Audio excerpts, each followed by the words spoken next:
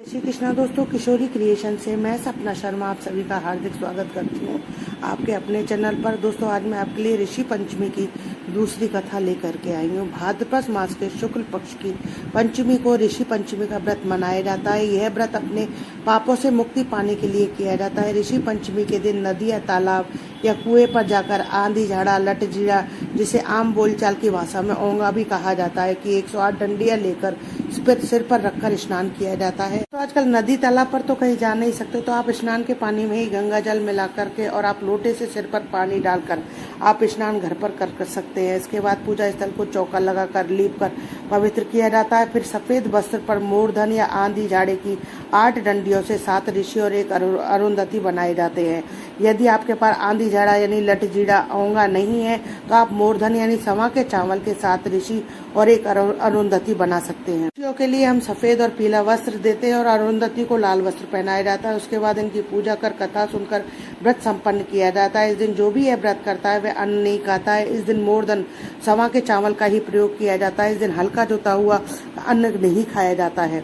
ये सुनते हैं ऋषि पंचमी की कथा। एक गांव में एक किसान और उसकी पत्नी रहते थे। उनकी एक बेटी थी, उन्होंने उसकी शादी कर दी। दामाद को घर जमाई बनाकर रखा हुआ था।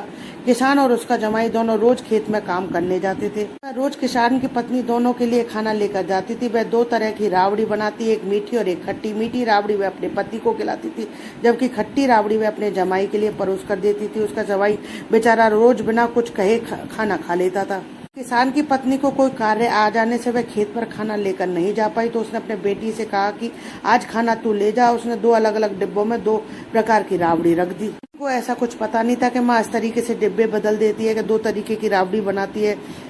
बेटी से कहा कि एक पिताजी को दे देना या दूसरी वाली अपने पति को खिला देना। जब बेटी खेत पर पहुंची तो वहाँ उसके पिताजी नहीं थे। पास ही में कार्य कर रहे तो उसने अपने पति को बता दिया और खुद चली आई। इसके पति को बड़ी तेज भूख लग रही थी, तो उसने मीठी वाली राबड़ी लेकर खा ली और खट्टी राबड़ी अपने ससुर के लिए छोड़ दी। अब जब ससुर जी अपना कार्य खत्म करके आए और खाना खाने बैठा तो खट्टी राबड़ी निकली, तो ससुर को बहुत गुस्सा आया और उस जमाई तो बेचारा थका हुआ था। उसने खाना खाया और सुस्ताने के लिए पेड़ के नीचे लेट गया, तो उसे तो नींद आ गई। जब ससुर को पता चला कि आज खाना बेटी लेकर आई थी, तो उसने मीठी राबड़ी अपने पति को खिला दी और पिता के लिए खट्टी राबड़ी रख दी। क्रोधित हो गया, उसने खेत में सोए हुए अपने जमाई के ऊपर हल चला दिया। उससे जमाई के प्राण निकल गए और ससुर घर चला गया।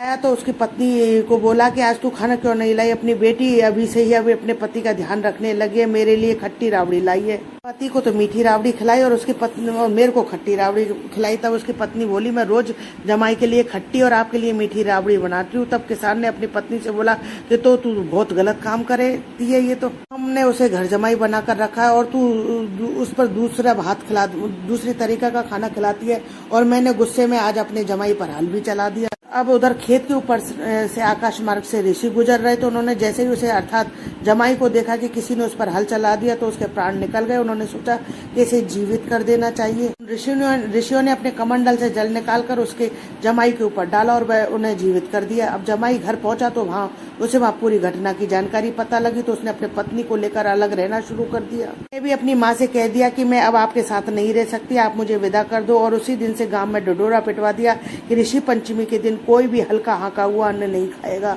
ये ऋषि महाराज जैसे सेठ के जमाई को बाद में टूटे, वैसे सबको टूटना। कथा अधूरी हो तो पूरी करना, पूरी हो तो मान करना। दोस्तों, यदि आपको मेरा ये वीडियो पसंद आए तो प्लीज मेरे वीडियो को ज्यादा से ज्यादा लाइक और शेयर करें। यदि आप मेरे चैनल पर नए हैं तो चैनल को सब्सक्राइब करना ना भूलें। पास ही में बेल आइकन को दबाएं, जिससे मेरे आने वाले हर नए वीडियो का नोटिफिकेशन आपको मिल जाए। जय श्री कृष्णा दोस्तों।